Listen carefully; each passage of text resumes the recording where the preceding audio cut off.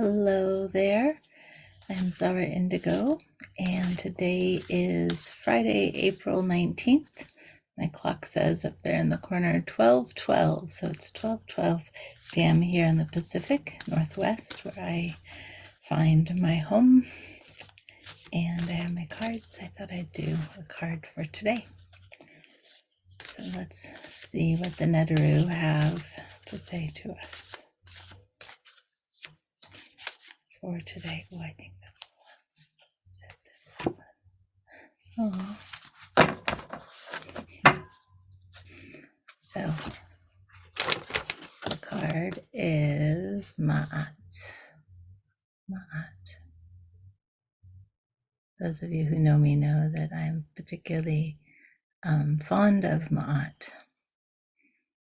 Ma'at in the ancient days was the foundation.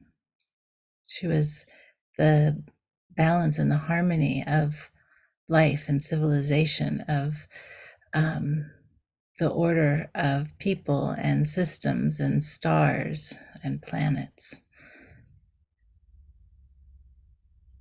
Our symbol is the feather. You see here, there's a feather.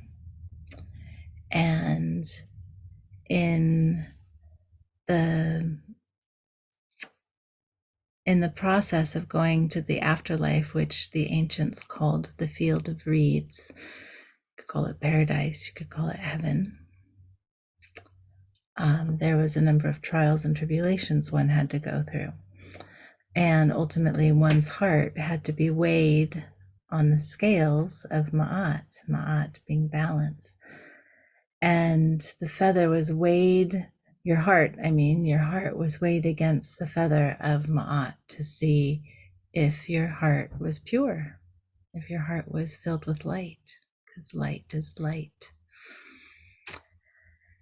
And so to get to that point, the supplicant, the one who was moving from the earthly plane to the field of reeds, would have to go to the holes of two truths. Ma'at represents the truth, the ultimate truth, the whole truth, nothing but the truth. And they would come to the halls of two truths, my truth and the truth, a truth and the truth. And they would go to 42 deities who were the deities for the 42 counties or nomes of ancient Egypt. And they would declare what they didn't do. In the ancient days, it was called the 42 negative confessions. I didn't do this, I didn't do that, I didn't steal. So that ultimately, by the time you've made these 42 declarations, you've been witnessed that your heart is pure. Hello, Alabaster. And so, hi, are you wanting in on this? Hi, buddy.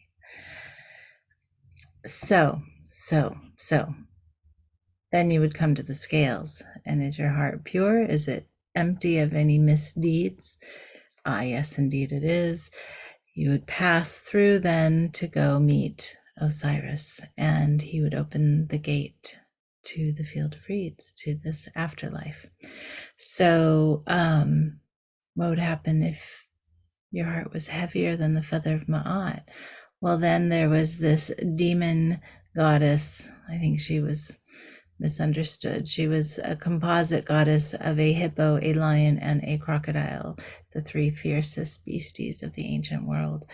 And she was on standby. If your soul was heavy, if you had done misdeeds, she would gobble up your soul.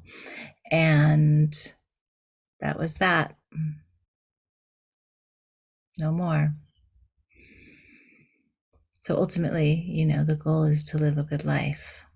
The goal is to come to that moment when we are passing through the veils from this earthly plane into whatever comes next, whatever you want to call it, be it field of reeds, paradise, afterlife, heaven, nothingness for some.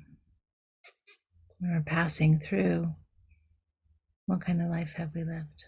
Have we been good people?